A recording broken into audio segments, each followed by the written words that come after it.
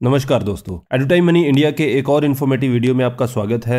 ये video income tax की एक मास्टर क्लास होने वाली है। यहाँ पर हम टैक्स से जुड़े हुए सारे प्रोविजंस डिस्कस करेंगे और इनकम टैक्स की स्लैब रेट्स को डिस्कस करने के साथ साथ हम ये भी डिस्कस करेंगे कि आप न्यू टैक्स रिजीम में और ओल्ड टैक्स रिजीम में दोनों में क्या क्या डिडक्शंस और एग्जम्पशंस क्लेम कर सकते हैं। इस वीडियो में इन्वेस्ट किया गया आपका समय आपके हजारों रुपए बचा सकता है। यहाँ पर हम लोग इनकम टैक्स से जुड़े हुए जो भी प्रोविजंस डिस्कस करने वाले हैं वो लागू होने वाले हैं फाइनेंशियल ईयर 2023-24 के लिए, जिसको कि हम लोग आगे असेस करने वाले हैं और ये असेसमेंट ईयर रहने वाला है 2024-25। तो चलिए समझते हैं इनकम टैक्स को डिटेल में। सबसे पहले तो एक बेसिक एक्सरसाइज है जो आपको करनी है, वो ये है कि आपको ये कैलकुलेट करना है कि आप अपने साल के कितने दिन टैक्स के रूप में देते हैं। मान लीजिए कोई व्यक्ति है जो कि कमा रहा है 12 लाख रुपए और वो अपनी डिडक्शंस एग्जम्पशंस क्लेम करने के बाद 2 लाख रुपए टैक्स की फॉर्म में पे कर रहा है। तो ये 2 लाख रुपए उसकी 2 महीने की सैलरी हुई। तो अगर हम दिनों की टर्म्स में कैलकुलेट करें तो वो अपने साल के 2 महीने सिर्फ गवर्नमेंट के लिए काम करता है। ठीक इसी तरीके से इस वीडियो में इनकम टैक्स की डिटेल्स को समझने के बाद आपको भी ये कैलकुलेट करना है कि आप एक साल में कितने दिन टैक्स के रूप में आप पे करते हैं, और हमें भी इसके बारे में नीचे कमेंट बॉक्स में ज़रूर बताइएगा। डिडक्शंस और एग्जम्पशंस ये बहुत ही इंपॉर्टेंट पार्ट होता है, क्योंकि हमारी जो ग्रॉस इनकम होती है उसमें से हम लोग ये डिडक्शंस और एग्जम्पशंस जो है ये हटा देते हैं। उसके बाद हमारी जो नेट इनकम आती है उस पर हमें टैक्स देना पड़ता है। तो अगर आप इन सारी डिडक्शंस और एग्जम्पशंस को क्लेम कर पाते हैं तो आप अपनी टैक्स लायबिलिटी को ड्रास्टिकली कम कर सकते हैं। तो टैक्स को समझने के लिए इन डिडक्शंस और एग्जम्पशंस को समझना सबसे ज्यादा जरूरी है। डिडक्शंस और एग्जम्पशंस के बाद सबसे इंपॉर्टेंट चीज आती है टैक्स स्लैब्स को समझना। वर्तमान में हमारे देश में 2 तरह की टैक्स रिजीम काम करती हैं, ओल्ड टैक्स रिजीम और न्यू टैक्स रिजीम। सबसे पहले इनकी स्लैब रेट्स को समझना जरूरी है।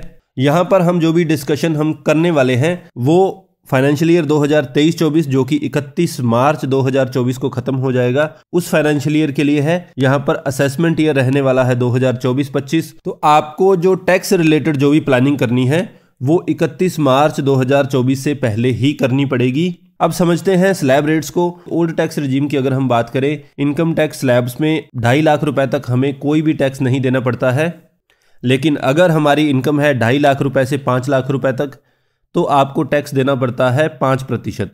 यहाँ पर एक इम्पॉर्टेंट चीज़ ये है कि 5% ये जो टैक्स है 2.5 लाख रुपए का, ये बनेगा 12,500 रुपये। लेकिन इनकम टैक्स का सेक्शन 87A ये कहता है कि अगर आपकी इनकम 5 लाख रुपए तक है तो आप टैक्स में छूट प्राप्त कर सकते हैं 12,500 रुपये की। तो हमारा 5 लाख रुपए तक टैक्स बन रहा था 12,500 रुपये, जिसकी हम 87A के अंडर छूट ले लेंगे तो हमारी एक्चुअल में टैक्स लायबिलिटी जो है वो 5 लाख रुपए तक जीरो बनने वाली है।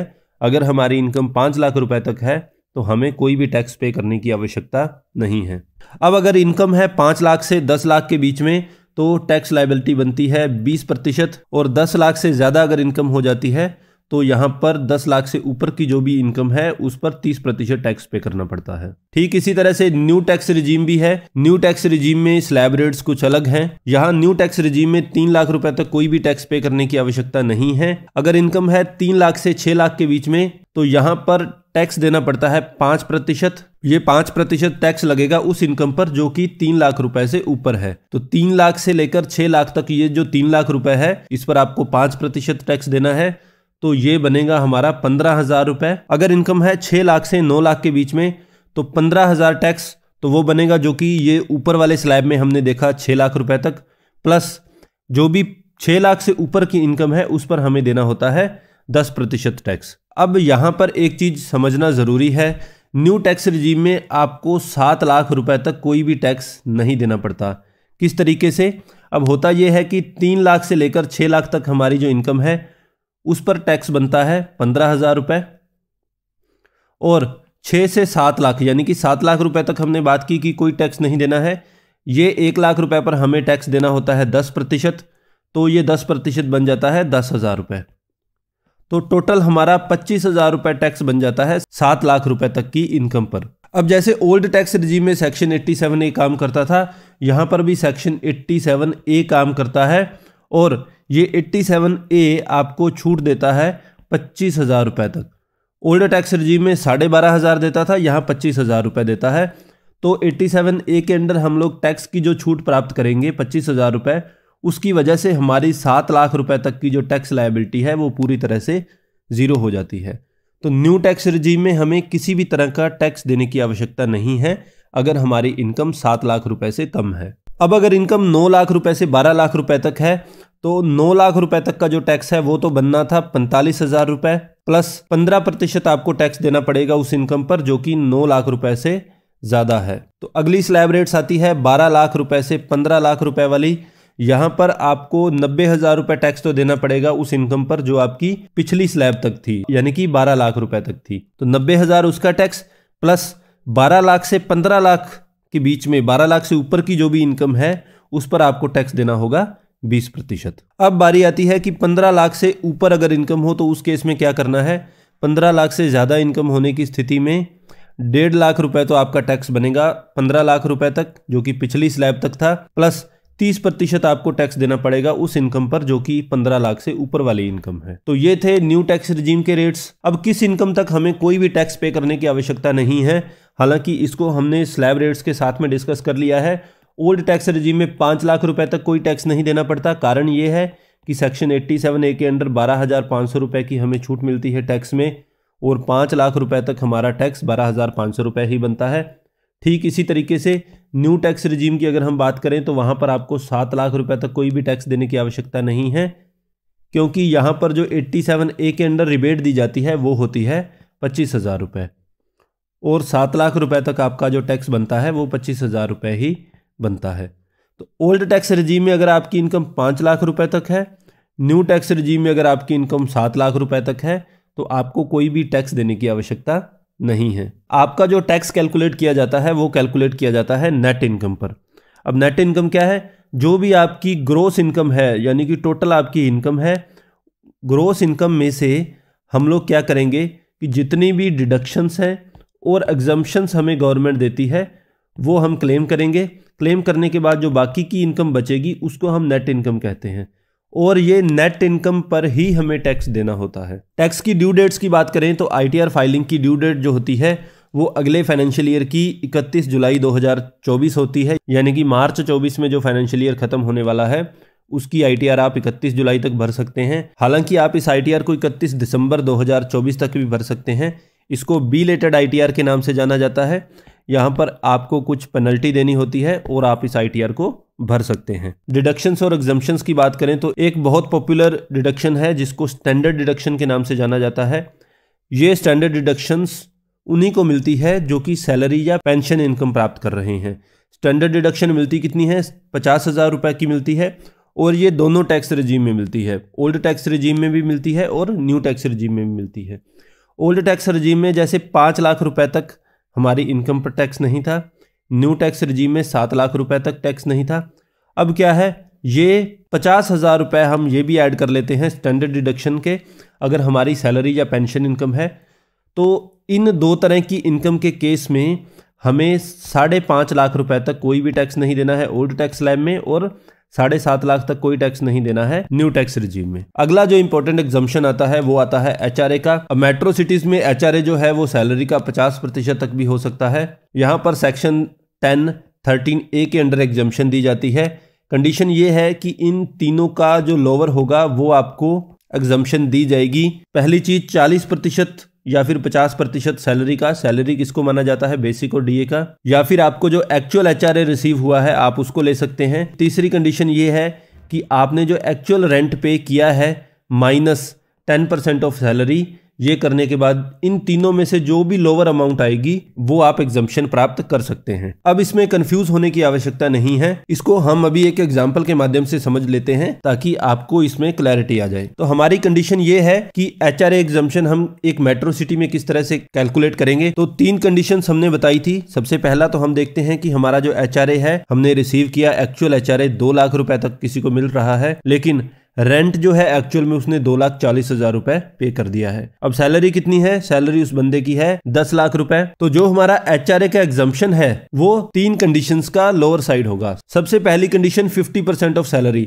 10 लाख सैलरी थी तो 50% हो गया 5 लाख रुपए। दूसरा, उसने एक्चुअल में एचआरए कितना रिसीव किया, वो रिसीव किया 2 लाख रुपए। रेंट पे किया -10% ऑफ सैलरी, रेंट पे किया हमारे यहां पर 2,40,000 रुपए -10% ऑफ सैलरी आएगा 1 लाख रुपए, तो हमारा 1,40,000 रुपए बन जाएगा तीसरी कंडीशन में। यहां हम इन तीनों की लोअर साइड पकड़ेंगे, पहले का 5 लाख, 2 लाख और 1,40,000, तीनों में लोअर साइड पे है 1,40,000। तो जो हमने एचआरए रिसीव किया है उसमें से 1,40,000 पर हमें कोई भी टैक्स पे करने की आवश्यकता नहीं है, और बचा हुआ जो 60,000 रुपए है, 2 लाख रुपए हमने रिसीव किया है ना, तो बचा हुआ 60,000 रुपए ये हमारा टैक्सेबल होने वाला है। अब मेट्रो सिटीज के केस में ये 50% होता है और नॉन मेट्रो के केस में यहां पर आप 40% लेते हैं। आई होप एचआरए वाला ये कॉन्सेप्ट आपको अच्छे से समझ में आ गया होगा। अगली इंपॉर्टेंट डिडक्शन आती है इंटरेस्ट ऑन होम लोन। तो होम लोन में अगर हमारा हाउस जो है वो सेल्फ ऑक्यूपाइड है, यानी कि अगर हम खुद रह रहे हैं और आपने लोन ले रखा है उस मकान के कंस्ट्रक्शन के लिए, या फिर कोई रेडी टू मूव प्रॉपर्टी है तो उस प्रॉपर्टी को आपने परचेज किया है, तो आप इस पर जो इंटरेस्ट पे करते हैं उस पर इंटरेस्ट पर 2 लाख रुपए तक की डिडक्शन क्लेम कर सकते हैं। मान लीजिए आपकी इनकम है 10 लाख रुपए और आपके होम लोन पर इंटरेस्ट लग रहा है 2 लाख रुपए। ये 2 लाख रुपए इंटरेस्ट माइनस करने के बाद आपकी एक्चुअल इनकम 8 लाख ही मानी जाएगी। तो सेल्फ ऑक्यूपाइड के केस में लिमिट है 2 लाख रुपए की, लेकिन अगर आपने यही मकान किराए के लिए दे रखा है, लेट आउट प्रॉपर्टी है और इसी तरह का लोन आपने यहां पर ले रखा है, तो ये जो 2 लाख वाली लिमिट है यहां पर एप्लीकेबल नहीं होती। यहां पर आप होम लोन पर जितना भी इंटरेस्ट दे रहे हैं सारा interest as a deduction claim कर सकते हैं। ये था ओल्ड टैक्स रिजीम की बात। तो लेट आउट प्रॉपर्टी अगर है तो न्यू टैक्स रिजीम में भी एक प्रोविजन रखा गया है, यहां पर आप अप टू एक्चुअल रेंट जो है वो क्लेम कर सकते हैं। अगला इंपॉर्टेंट सेक्शन आता है सेक्शन 80C, 80CCC, 80CCD1। अब इन तीनों सेक्शंस को एक साथ ही पढ़ा जाता है। इनमें से 80C जो है मोस्ट पॉपुलर सेक्शन है, इसी के अंदर हम लोग ये जो डिडक्शंस है ये क्लेम कर लेते हैं। इन तीनों सेक्शंस में मिलाकर टोटल हम लोग 1.5 लाख रुपए तक डिडक्शन क्लेम कर सकते हैं। कोई इंडिविजुअल हो या फिर एचयूएफ हो, दोनों ही ये 1.5 लाख रुपए तक की टैक्स डिडक्शन क्लेम कर सकते हैं। इनको अलग अलग डिटेल में समझते हैं। 80C की बात करें तो 80C में बहुत सारे ऑप्शंस होते हैं जहां पर आप इन्वेस्ट करके ये 1.5 लाख रुपए की डिडक्शन प्राप्त कर सकते हैं। तो 80C में कुछ सबसे पॉपुलर जो इन्वेस्टमेंट्स हैं वो ये है, लाइफ इंश्योरेंस प्रीमियम हो गया, इसके अलावा इक्विटी लिंक्ड सेविंग स्कीम्स जिसको कि हम लोग टैक्स सेविंग म्यूचुअल फंड्स बोलते हैं, एम्प्लॉय प्रोविडेंट फंड हो गया, होम लोन के जो प्रिंसिपल अमाउंट हम लोग पे करते हैं वो भी 80C के अंदर उसमें छूट प्राप्त होती है। बच्चों के ट्यूशन फीस जो हमारी है उसमें कुछ छूट प्राप्त होती है। पीपीएफ अकाउंट में आप इन्वेस्ट करते हैं, सुकन्या समृद्धि में, नेशनल सेविंग सर्टिफिकेट में, या फिर टैक्स सेविंग फिक्स डिपॉजिट्स में अगर आप डिपॉजिट करते हैं तो वहां पर आपको 1.5 लाख रुपए तक टैक्स डिडक्शन प्राप्त हो जाती है। इसके अलावा पोस्ट ऑफिस की टाइम डिपॉजिट है, वहां पर भी आप ये डिडक्शंस जो है वो प्राप्त कर सकते हैं। इसके बाद 80CCC की अगर हम बात करें, कोई पेंशन स्कीम में अगर आप इन्वेस्ट कर सकते हैं तो यहां पर भी आप 80C, 80CCC और 80CCD1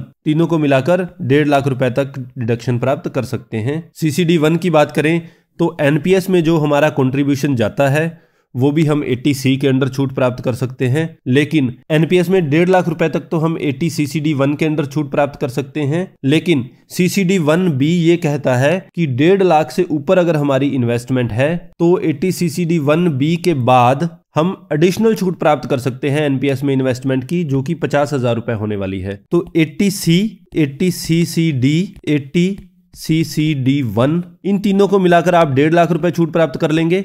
80CCD1B यहां पर इसकी छूट हो जाएगी 50,000 रुपए। इन 4 सेक्शंस का अगर आप पूरा बेनिफिट उठाएंगे तो 2 लाख रुपए तक की डिडक्शन तो आप यहां पर ही प्राप्त कर सकते हैं। अब यहां तक हमने जो देखा है उसका एक बेसिक आइडिया दोबारा से ले सकते हैं।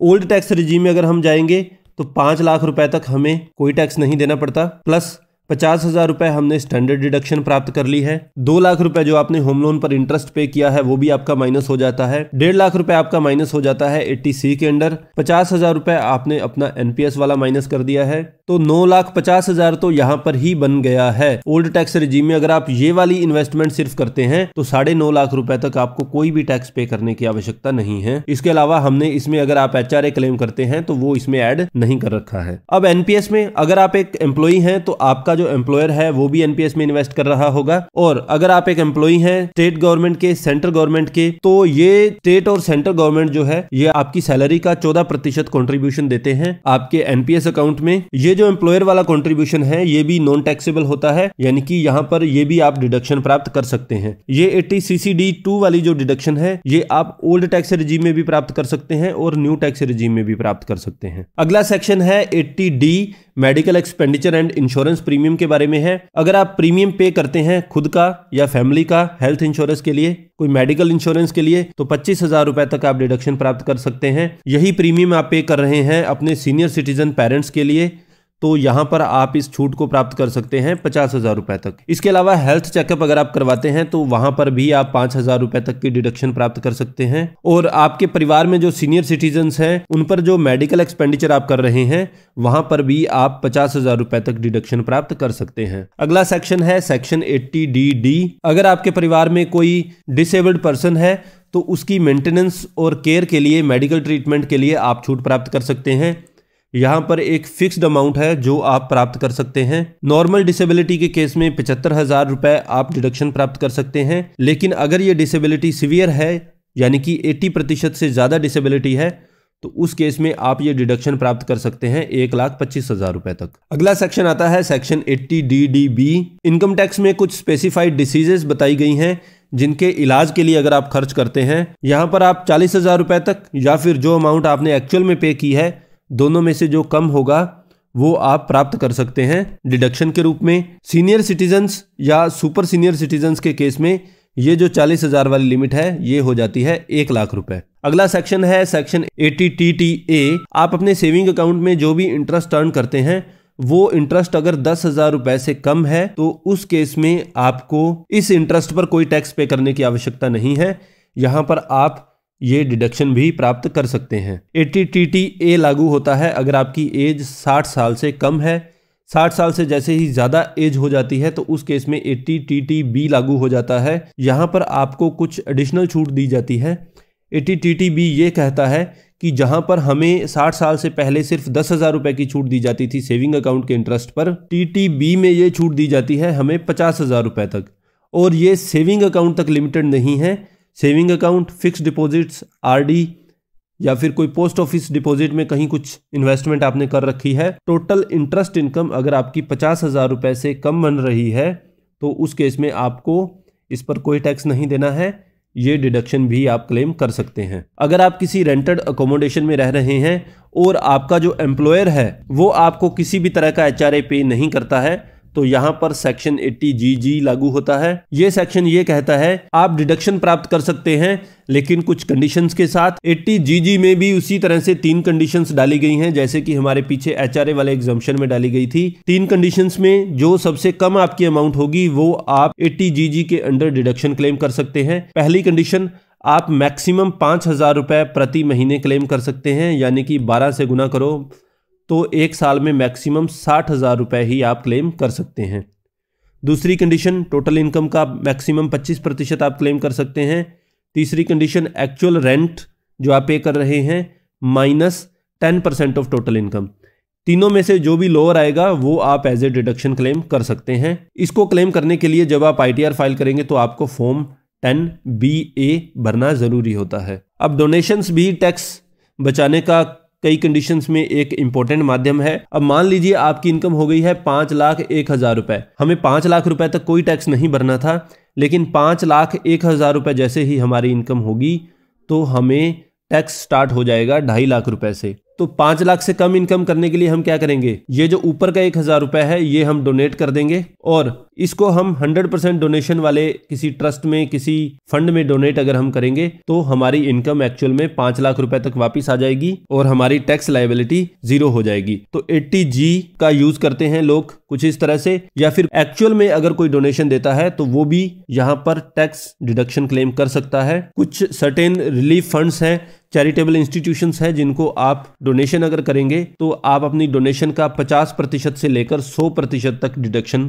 क्लेम कर सकते हैं। अब अगला सेक्शन आता है सेक्शन 80 GGC। ये भी डोनेशंस ही हैं, लेकिन ये डोनेशंस हैं पॉलिटिकल पार्टीज के लिए। तो यहां पर पॉलिटिकल पार्टीज को आप जितनी भी डोनेशन देंगे उस पर आपको 100% डिडक्शन मिलने वाली है और इसकी कोई लिमिट भी नहीं है। आप 1 लाख, 2 लाख, 5 लाख, 10 लाख जितना चाहे इनको दे सकते हैं। सेक्शन 80E की बात करें, ई मतलब एजुकेशन। आपने कोई एजुकेशन लोन ले रखा है खुद के लिए या आपने किसी क्लोज रिलेटिव के लिए, तो वहां पर आप जो भी इंटरेस्ट पेमेंट करने वाले हैं उस लोन पर, वो आप एज ए डिडक्शन क्लेम कर सकते हैं अपनी इनकम में से। अगला सेक्शन है अफोर्डेबल हाउसिंग को लेकर, सेक्शन 80EEA। आप फर्स्ट टाइम होम बायर हैं, पहली बार कोई घर खरीद रहे हैं और एक इंडिविजुअल हैं और आपने इस लोन को सैंक्शन करवाया है 1 अप्रैल 2019 से लेकर मार्च 2022 के बीच में, तो उस केस में आप 1.5 लाख रुपए तक एडिशनल डिडक्शन क्लेम कर सकते हैं। अगला आता है सेक्शन 80EEB जो कि आपकी इलेक्ट्रिक कार से जुड़ा हुआ है।